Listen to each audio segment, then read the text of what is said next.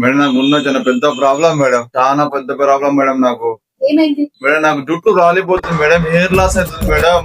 నవ్వు ఆపుకుంటున్నావు కదరా. ఇప్పుడు ఉన్న జనరేషన్ లో మేడం భూమిలో ఆస్తి చూస్తలే మేడం, జుట్టు చూస్తారు కదా మేడం, జుట్టు చూస్తారు కదా మేడం. పిల్లలు ఎవరైనా ఇస్తారా మేడం? నన్ను చెప్పండి మేడం మీరే.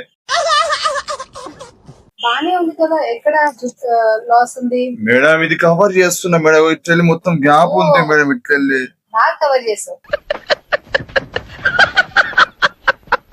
అవును మేడం, ఏదో సొసైటీ చూపించుకోవాలి కదా మేడం. నైట్ ఏమన్నా లేట్ గా పడుకుంటావా? లేదు మేడం. నైట్ షిఫ్ట్స్ ఏమైనా చేస్తావా? లేదు మేడం. ఎప్పుడు పడుకుంటావు? 1-2 అవుతుంది మేడం పనుకునే వరకు. 1-2 అవుతుంది మేడం పనుకునే వరకు. అంత లేట్ ఏం చేస్తావయ్యా? మొబైల్ చూస్తూ అలా రీల్ చూస్తా అలానే పనుకుంటా మేడం. ఏంటి బాబా అన్న ఇంకోసారి మొబైల్ చూస్తూ అలా రీల్ చూస్తా అలానే పనుకుంటా మేడం.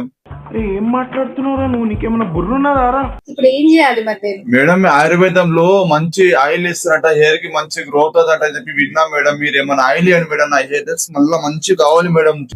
సరిపోయింది. ఒక ఆయిల్ పెట్టుకుంటేనే.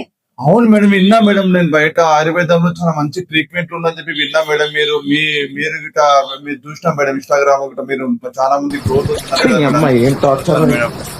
విన్నారు కదా, చాలా మంది ఇలానే అనుకుంటారు, ఏదో ఒక ఆయిల్ నెత్తికి పెట్టుకోవడం వల్ల హెయిర్ అంతా పెరుగుతుంది. కానీ హెయిర్ లాస్ కి మీరు సరైనటువంటి నిద్ర లేకపోవడం, సరైనటువంటి ఫుడ్ టైం కి తీసుకోకపోవడం, చాలా ఓవర్ స్ట్రెస్ గా ఉండడం, ఇవి మెయిన్ రీజన్స్ గా ఉంటాయి. అందుకే మీకు హెయిర్ బాగుండాలి అంటే ఫస్ట్ మంచి విశ్రాంతి, నిద్ర, చక్కటి ఆహారం అవసరం. అంటే